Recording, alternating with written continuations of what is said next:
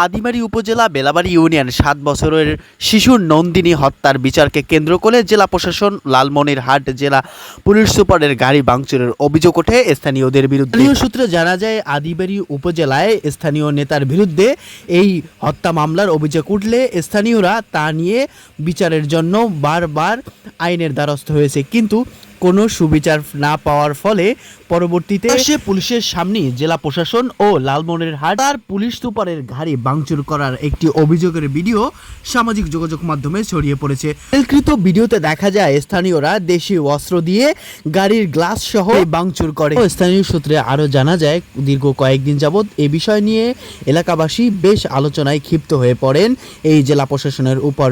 দীর্ঘ কয়েকদিন যাবৎ বিচারের দ্বারস্থ হয়েছিল জেলা প্রশাসনের কাছে, কিন্তু স্থানীয় নেতা হওয়ার কারণে জেলা প্রশাসন সে বিষয়টি নেয়নি বলে জানা যায়। তার পরবর্তী সময় গাড়ি বহরে দেশীয় অস্ত্র দিয়ে গাড়ি ভাঙচুর করে বলে জানা যায়। ভিডিওটি সামাজিক যোগাযোগ মাধ্যমে ছড়িয়ে পড়লে নেটিজেনদের মাঝে শুরু হয় নানা আলোচনা সমালোচনা।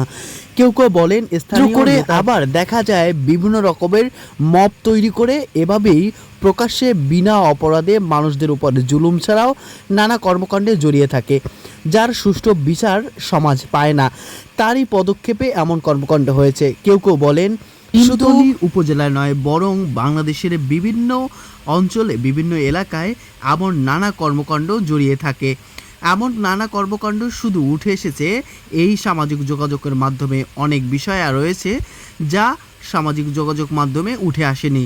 এমন নানা কর্মকাণ্ডে বিভিন্ন নেতার পরিচয় ব্যবহার করে তারা এই অপকর্মগুলো করে থাকে। একজন বলেছেন, আমাদের সচেতনতার পাশাপাশি যদি এমন কর্মকাণ্ড হয় তা দ্রুতই ভিডিও ধারণ করে সামাজিক যোগাযোগ মাধ্যমে ছাড়লে তা সচেতনতা হবে।